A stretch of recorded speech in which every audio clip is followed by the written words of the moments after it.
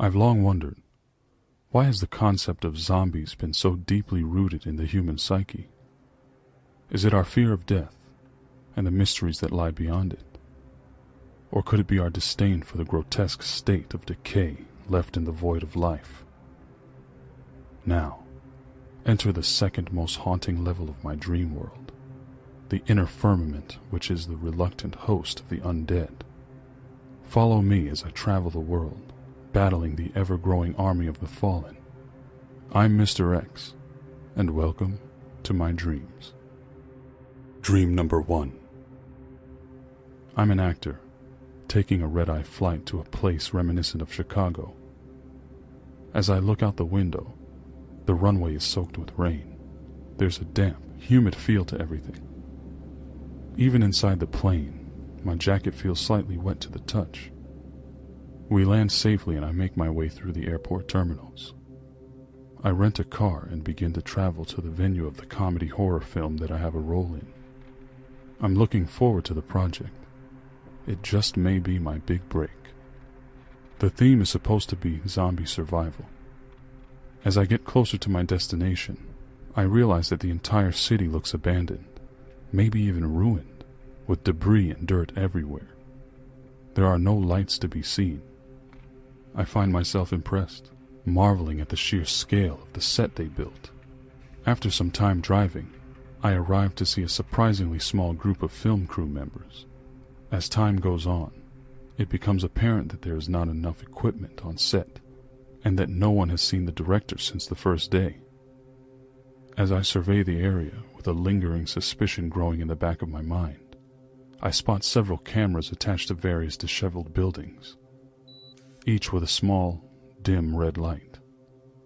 When one crew member wanders away from the site, one of the cameras pans to track her movement. It's as if we've been left alone to fend for ourselves like some kind of reality TV show. As hours pass, the cast starts getting into disputes and fighting each other over hole-up locations and scant food sources. I quickly decide to lay low and not ally myself with anyone. This situation is getting out of control. Days pass in the dream world. Days of scrounging for food and avoiding other crew members who had splintered into groups for safety and moral support. I look down an alleyway and notice a strange woman walking quickly down the street toward our so-called set. There was something off about her. She slinked about among the shadows of the alleyway. Even in the darkness that enveloped her, I could see that she looks pale and gaunt. As I examine her from a distance, perplexed, I see movement behind her. Several other dark figures shuffling, heads bobbing back and forth with a peculiar laziness. The first woman finally steps into the light, revealing the most convincing zombie makeup I've ever seen. The craftsmanship is astounding. Realistic skin drooping from her face. Exposed bone with impossibly functioning limbs. Looking at her walking with a disturbingly exposed right femur, it becomes clear to me. These are no actors. These zombies are real. We all scatter, struggling to find shelter as the small horde makes its way into our territory, fanning out. I find a tall building with a parking garage entrance, but another actor has already gotten in and closed the gate. I have to run to the other side to get in. Once I get to the door, I squeeze under a partially closed gate and into the safe space. He finds me and attacks me in a state of blind fear. I have no choice but to fight. His arms grapple with me as I regather myself. His eyes show the tightness of fear's grasp around his mind. Unfortunately for him, his strength is not enough. I'm able to pry back his arms and twist them around to his back. His head shoots left and right in a fit of panic as I take his body to the ground, pressing my knee into his back. I hold him down with all my weight as we quietly watch the long-cast silhouettes of legs shambling by the sunset light coming in through the opening under the door. My opponent seems to fall asleep under my weight as screams begin to echo off the walls of the buildings. I decide not to let up on him. It's probably better this way. Dream number 2. I'm in Afghanistan, I've been there many times before, but this time I'm stationed at the most remote outpost I've ever seen. I'm halfway down a ladder, attached to a lookout post, descending after getting relieved of my shift on watch. My eyes almost squint shut when I hear an unnatural, rabid scream tear through the night air. I climb back up the outpost ladder in a sprint. As I make the last rung, I stop cold, with the wind whistling past my eyes, blurring my vision. I survey the grounds of the post to see that it is suddenly being overrun by droves of zombies in old military uniforms. Scores of them, swarming around the concrete walls of our compound. I look down the ladder and confirm that no living soldier is within range of it. Seeing no one, I frantically disconnect it and send it tumbling to the ground, knocking over several undead running recklessly below. I'm forced to watch as many of my fellow soldiers are being overtaken by the hordes. A dreadful sight. I'm in such shock that I nearly forget that in my hands I have an M4 assault rifle. I make a vain attempt at thinning the enemy numbers. There seems to be no end to their rampage. After expending my ammunition, the monsters are beginning to climb the legs of the outpost.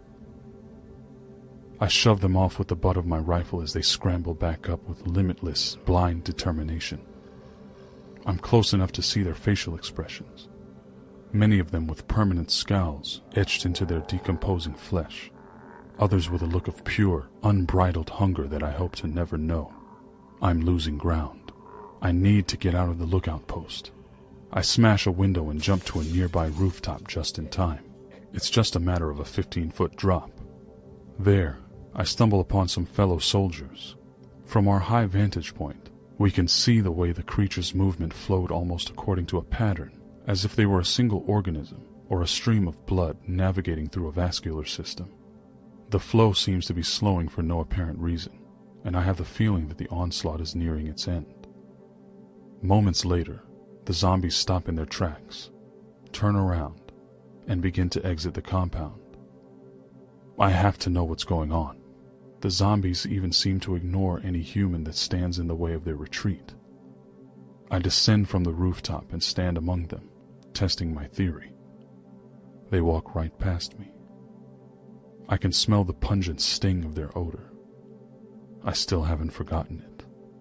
Come to think of it, the entire incident must have lasted less than 5 minutes.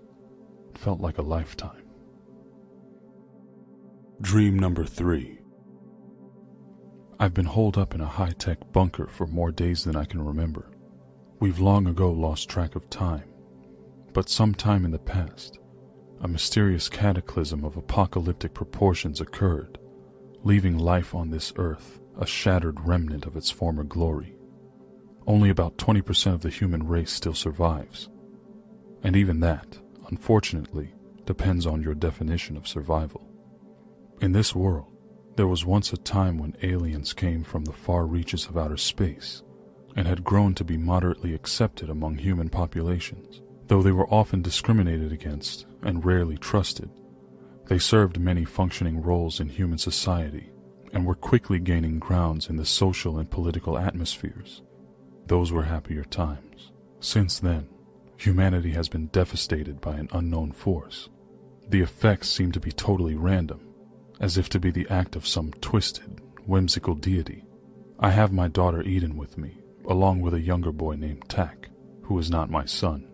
He looks to be about 10 years of age, with a gaunt build, brown skin, and dusty black hair. I don't like him very much, but he's the only one of the survivors in the facility brave enough to come with us. Eden is still a girl, but is skilled in combat and evasion enough for me to trust her to come out scouting with me. Every day, we leave the bunker in search of food and supplies. It's just the 3 of us, since everyone else is too afraid to leave the safety of the bunker. As we explore during the hours of daylight, we look off at the horizon and can see how the Earth's surface has been cracked and ruptured. Entire cities have fallen into enormous fissures, with fire and magma shooting high into the sky in some places. There's a vast, random patchwork of areas that have been somehow turned into bronze metal, perfectly circular spaces where people have been frozen with grimaced expressions on their faces. Eden and I have walked among these standing grave sites. They're an absolute marvel to behold, even considering the deep tragedies through which they came about. The streets are littered with dangerous anomalies. Some people have risen from the dead to wander. Others were transformed into writhing masses of insects, sea life, or worms, which coursed through the broken pathways aimlessly. Still others were transformed into totally new, ferocious species which are mindlessly hostile towards humans. Thankfully, those are only known by their legends so far. As our expedition is drawing to a close, we come across a dirty, weak young boy who seems to have been surviving in the wilds of the city on his own somehow. He's dressed in rags, a tattered white shirt draped over one shoulder, and a worn, filthy pair of briefs constitute his only clothing. The boy begins to follow us, making everyone uneasy. On our way back in from the route, I stop upon hearing an unfamiliar noise coming from the blown-out wall of a building. I make the call to backtrack and go the long way around to avoid any enemy encounters. As we back up, Eden turns her back to cover our six, while Tack and I maintain visual contact on the area where the noise came from. The strange boy just walks calmly, drifting in whichever direction we take as a group. Suddenly, a rabid humanoid creature bursts from the debris, sending boards of wood and broken bricks hurtling toward us. I instinctively raise my forearm to shield my face from the projectiles when the creature charges, throwing itself forward with its limbs trailing behind its body as if they were limp.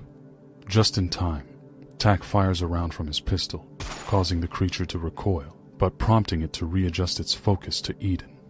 At that moment, I grab the unknown boy.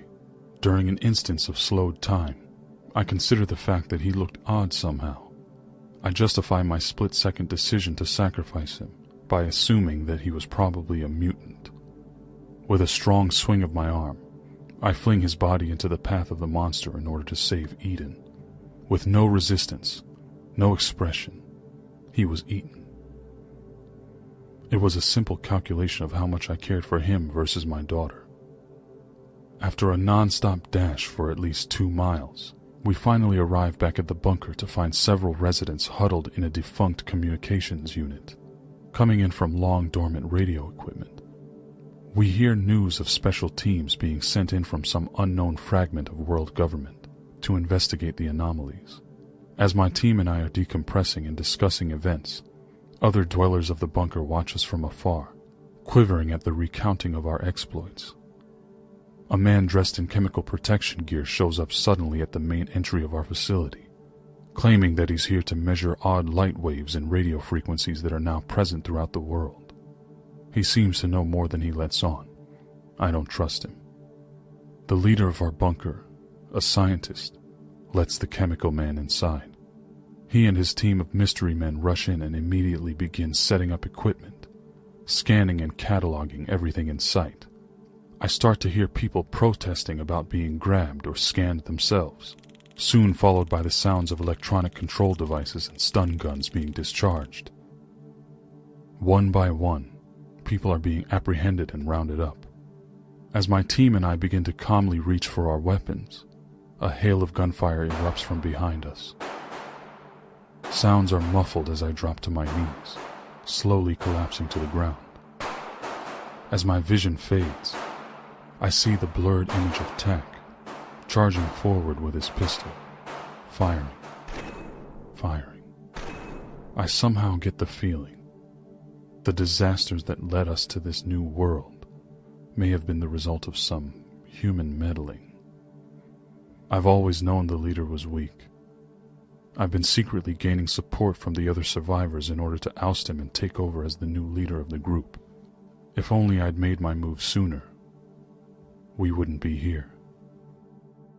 Dream number 4. I'm on a construction project, working on a skyscraper. I have to take an elevator up at least 100 floors before getting out and climbing the outside scaffolding to get the rest of the way up to the top. I'm working near the pinnacle. It's flat and measures only about 10 yards squared. I get right to work, preparing my tools and materials before applying mortar to the partially finished maintenance structure next to an antenna.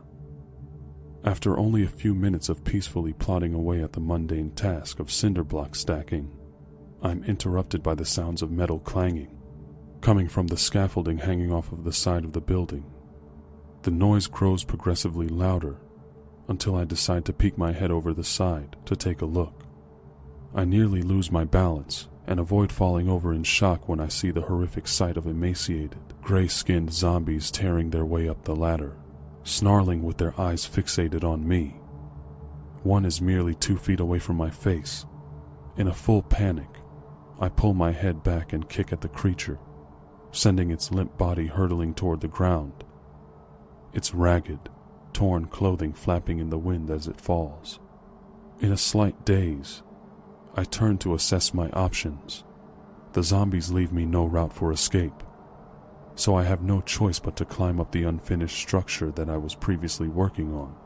The creatures swarm the rooftop as I make my ascent, and one of them grabs my leg, its sharp nails lacerating my shin as I pull myself up. Knowing nothing about the zombies or their biology, I begin to calculate what the injury could mean. I don't know if a scratch is enough to infect me, or if I would only need to avoid being bitten. The wounds on my leg begin to ooze fluorescent yellow pus and blood, compounding my worries. Anger begins to grow in my chest as I contemplate charging into the horde with reckless abandon. Within moments, the entire rooftop is covered in the twisting, thrashing forms of those gray monsters. My heart races as I struggle to make a decision. I wonder if perhaps I'm not infected. I hope that someone may come and rescue me from this fate, but my heart sinks as I notice the colors fading away from my vision, everything becoming black and white. The one thing I know for certain is that I must never become one of them, so my eyes turn to the tiny images of the city below. I now wonder, as I let go of my foothold and prepare to let myself fall, if I close my eyes, maybe I won't be so scared. I'd like to thank my old friend Let's Read for featuring me this week. I'm still pretty new to the narration community, and he was the very first one to believe in me and give me a chance. If you enjoyed this set of dreams, I have many more on my channel, Mr. X Dreams, along with true scary stories, original creepypastas, and even a full audiobook, all written by me. I'd love to know what you think of it. Follow the link in the description box or on screen to find out more. I'm Mr. X, and may your nights be full of dreams.